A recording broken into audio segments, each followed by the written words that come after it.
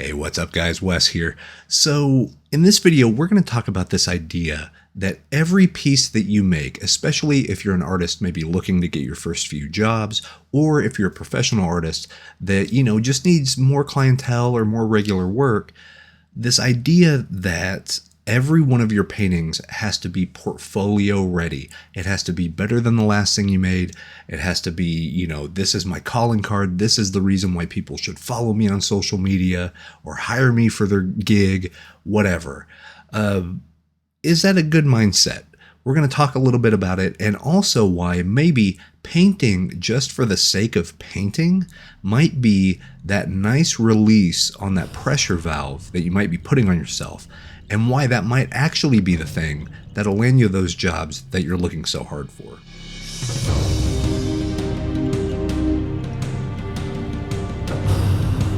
All right, guys, we are here, and we're going to discuss something that, I think a lot of artists need to hear, myself included, especially when you get caught up in kind of the grind of, oh, you're a freelancer, or you're looking to get your foot in the door, and you're just working on trying to improve, on, getting better, focusing on your weaknesses, whatever that may be. There's a lot of times that you get so caught up in the grind of improvement and that everything needs to be like better than your previous thing. And there's a lot of times I still fall into this trap, especially really whenever I make stuff for the channel here, because I'm like, okay, I want to make something that catches people's eyes. And, I want to have something that has that kind of curbside appeal, like you would do window shopping. If you're walking on the curb and you see something that catches your eye, you're like, oh, that's cool. Because that's kind of the name of the game for YouTube and thumbnailing and all that stuff, right? So as I was trying to decide what I wanted to paint, part of me just kind of got tired of that. I was like, why don't I just paint and see what happens? with no real intent, just to kind of see where this goes. And, I just finalized my new brush pack, the Wes Gardner 2025 brush pack, which we'll talk about at the end of the episode. But I wanted to find a reason to kind of use it on a YouTube video. We've kind of dabbled in it a little bit as I was making it, but now it's done. So yeah, let's just put it through its paces and see what we can make. And part of me, I kind of surprised myself a little, because I really flew by the seat of my pants on this one. I didn't really have a plan going in. I just started saying, okay, I want to do the Notan style, pure black, pure white, and make a shape. And, I've been reading more framed ink. I've been looking at, creative illustration by Andrew Loomis. And in both of those books, they discuss creating shapes out of alphabet letters, or, your primary shapes of triangles and circles and squares, and just placing those on there, and then kind of etching detail inside of it until you start seeing something. And I knew I wanted to make something moody, that had a lot of mood, that had a lot of kind of, I don't know, grit, maybe not the right word, but that's the word I can think of right now. So I wanted to make something that, was fun to kind of look at and kind of dig into, and something that your eye can kind of wander and catch little details. So I knew I wanted to keep it fairly loose. I wanted to keep the piece up to interpretation. Like whenever you look at it, I want every person that views it to kind of see it as something else, or kind of put their own story into it. So I knew I wanted quite a few figures, and I wanted them almost in that kind of Renaissance way, to not be looking in the same direction. It's sort of like a moody album cover, like an old emo album cover or something, to where, everyone's too cool to look at the camera. But just let's do some vibes. And I was listening to the Witcher 3 soundtrack. I have all the soundtracks. I bought them on iTunes way, way long ago, kind of when they first came out. And I love listening to them, especially if I need some sort of fantasy, kind of charging beats and drums, and really what ended up happening is this became kind of a Viking raid. That sort of, here are the Vikings and they're about to get onto shore, or, they're making their trek away from somewhere they just raided, and they're on to bigger and better things. Or, like I said, you can kind of read what you want into it. I just know whenever I started seeing these things come to shape, I was like, okay, there's some cool shapes here. this is giving the music's giving me some like nice Viking vibes. So let's run with that. And yeah, overall, I'm pleased with it, but I know that this is not portfolio worthy. I know for a fact it's not. And part of me is okay with that. Like I said, part of me is like, well, everything you make should be trying to get you a job, and it should be, there and put it in your portfolio and show everybody what you're made of, and you're only as good as your last piece. And there's all that artist, freelancer 1099 like barking at you. You know what I mean? But with here, I was like, why don't I just make a painting and see what happens? Like, there's something very liberating about that. And that's where you can start finding some of that joy of painting again. A lot of people, myself included, give the advice about, hey, why did you start doing this in the first place? Why did you start getting into art, visual art, painting, concept art, marketing, illustration, design work, whatever your thing may be? Why did you get into it? And I know for me, really looking at it, all of my stuff, my favorite movies, my favorite albums, my favorite books, they're all based on kind of world building, and they're based on the mood that everything kind of puts you in. So with a film, like one of my favorite films, of course, just like every other artist alive today, is Blade Runner. And the mood in that is impeccable. Nothing else comes close. You know what I mean? Maybe Blade Runner 2049 does a pretty good job, but there's something about that original, kind of the same thing as the original Alien. I saw Alien Romulus. I loved it, but also it did kind of an impression of the first Alien. And it's fine, and I really dug it, but there's something about that original, and there's a certain mood in certain albums, and yeah, it's hard to explain. It's not tangible, but it is really interesting to kind of decipher what those moods mean. And if it's up to me, all of my art would be mood pieces. Every single bit of it, whether it's like a spot illustration or, illustration for a card game or tabletop or something. That's not exactly what clients want all the time.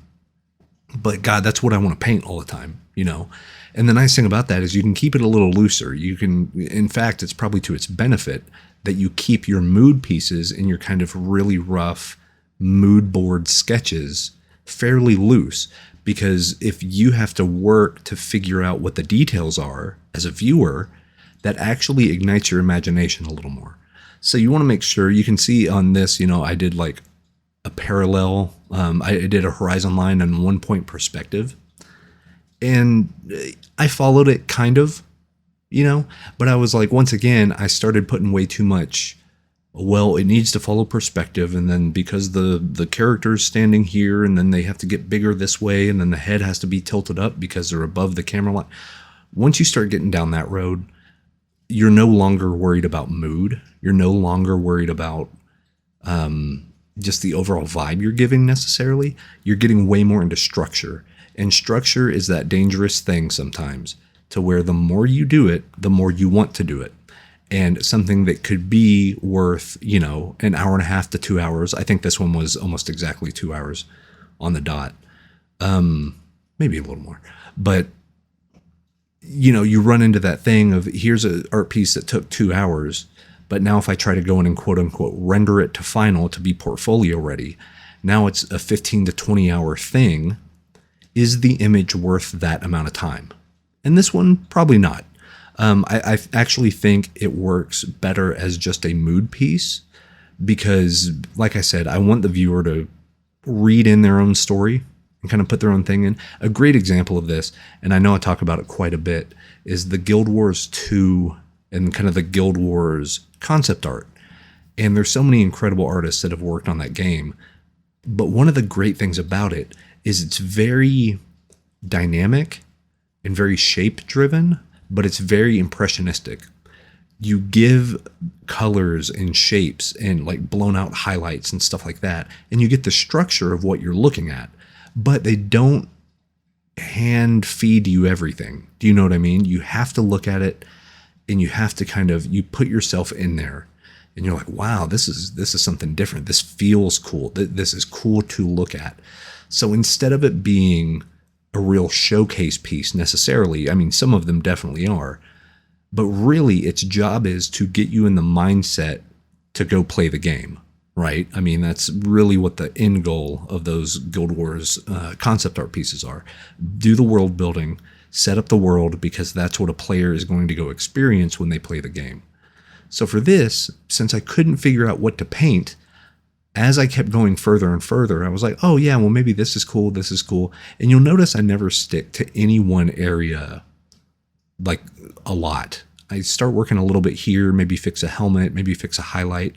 Then I work on some hair. Then I'll go in and kind of fix one of the sails on one of the boats. And then I come back and kind of do some messy lines and see what that kind of looks like. And so I'm just everywhere. I'm not super focused. I just know I'm listening to good music, and, you know, I have the brushes that I want, and I'm good to go. Like I'm not overthinking this. In fact, there's some parts I don't think at all. I really just go into autopilot, and, you know, I'm like, okay, things backwards, lighter in the back. Let me get kind of a fog brush and fog that out and kind of get rid of some of these edges, and kind of this shape looks too sharp, so let me smudge it out a bit, or vice versa. This shape doesn't quite read as anything, so let me add a few angles to it. And yeah, it's a lot of fun. It's a great way to work, but not everything you make needs to be showroom ready. I think these are great. This is a great type of painting to be a reset button. Like, get some of the, you know, the cloudiness out of your mind.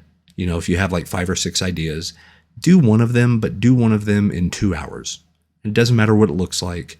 Just get it out on the page. You know, the old saying, you can't edit words that you haven't written.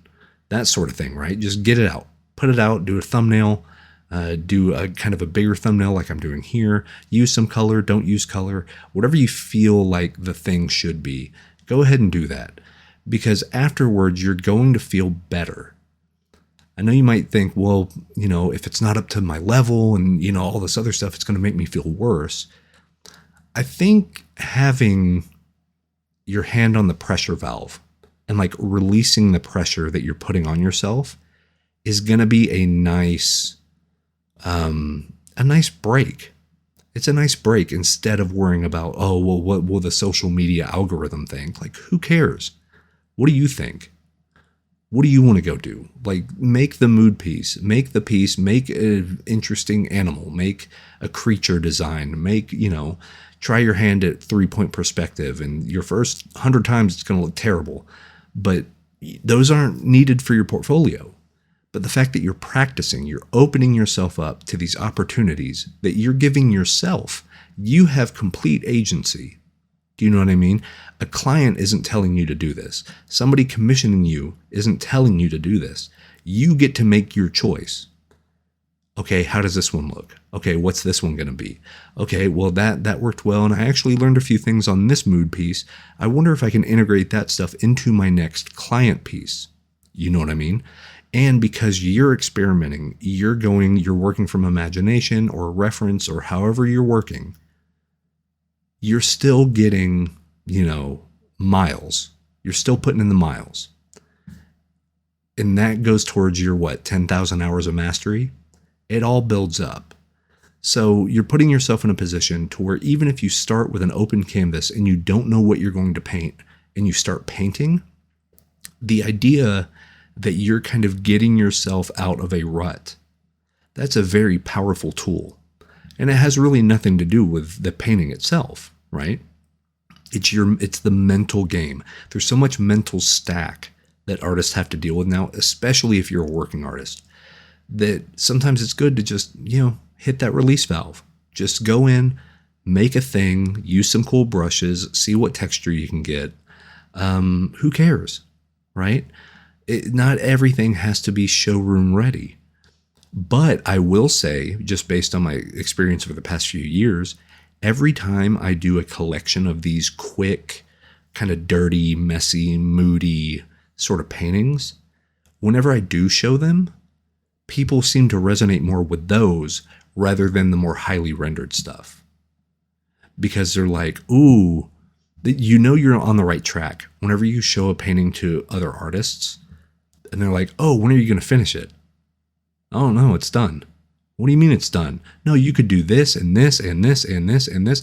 And the fact that other creative people and even people looking at your work are filling in the blanks. They're like, oh, well, what if you did that? Oh, well, what if you sparked their imagination with your image?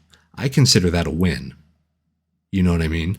So there's a lot of times that this type of work, doing the loosey-goosey stuff, might actually get you the job you're looking for, which is weird. I'm not going to make a guarantee on that, but like, it's you just cutting loose. That's what people want to see more so. Yeah, having a highly rendered deal, working on your big portfolio pieces that take 40, 50, 60 hours. Yeah, you're going to have some of those.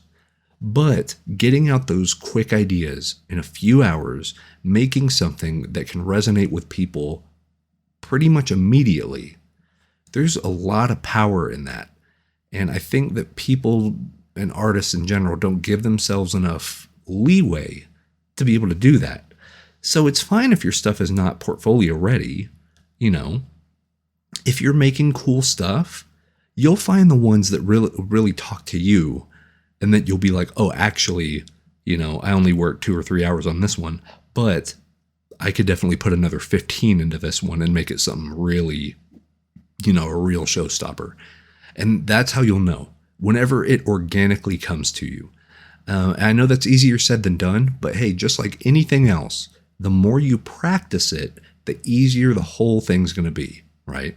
So yeah, I used this to basically practice. It was like, okay, let me start. Can I start from pure black and white, carve into some shapes, find what's in that shape, start to render it, maybe lay off on the rendering. Can I balance that? Can I balance different color schemes? Can I balance, you know, different, is this high fidelity as far as texture? Is it lower? Is it smoother?